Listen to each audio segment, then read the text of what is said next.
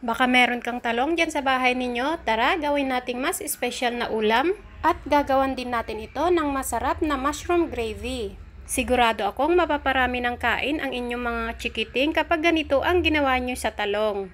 Tara, umpisahan na natin. Meron ako ditong 5 pirasong talong, yung medyo kalakihan.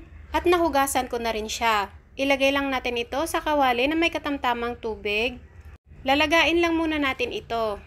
Takpan lang natin ito at lutuin lang natin sa katamtamang apoy. Then babaliktarin lang natin ito para both sides ay maluto yung ating talong.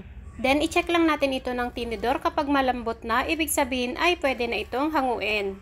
At para madali lang siyang natin mabalatan, ibabad lang muna natin siya ng saglit sa tubig. Ayan, nabalatan ko na siya. Chinek ko na rin kung merong sira yung ating talong. Ayan, durugin lang natin ito. Pwede naman kayong gumamit ng tinidor lang. Lagay tayo dito ng isang buong sibuyas, hiniwa ko lang na maliliit. Then garlic powder, kalahating sachet.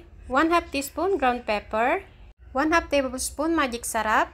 Pwede naman kayong gumamit dito ng asin. Then isang kutsarang asukal. At isang pirasong itlog. Then 1/2 cup ng harina.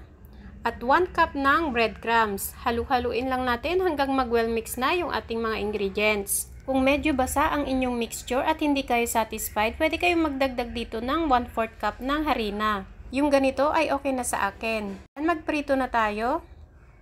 Gumamit lang ako dito ng 1/4 cup ng pang-scoop.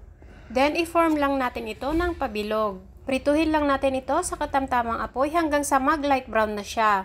Sa mga anak ninyong ayaw sa gulay, nako mga mi, try nyo na rin gawin ito. Sigurado ako sa susunod sila na mismo ang magre-request para lutuan ninyo sila. Bale, nasa 9 na piraso lahat ang nagawa kong talong patis dito. Set aside lang muna natin ito at gagawa naman tayo ng mushroom gravy.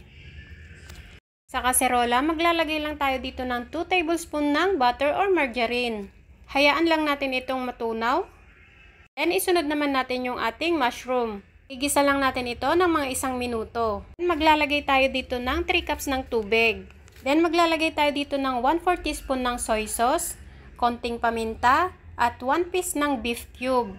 Halu-haluin lang natin ito at lulutuin natin hanggang sa ito ay kumulo. Then pwede na nating ibuhos yung ating tinunaw na harina. 2 kutsara lang ng sukat ng harina ang nilagay ko dito, tas nilagyan ko lang ng konting tubig. Pag napansin nyo lumapot na siya, ibig sabihin ay pwede na ito. Pag lumamig ito ay lalo pang lalapot. Tayin na natin apoy at iset aside muna natin. Ayan na lahat yung aking nagawa. Tikman na natin ang ating mas pinasarap na talong.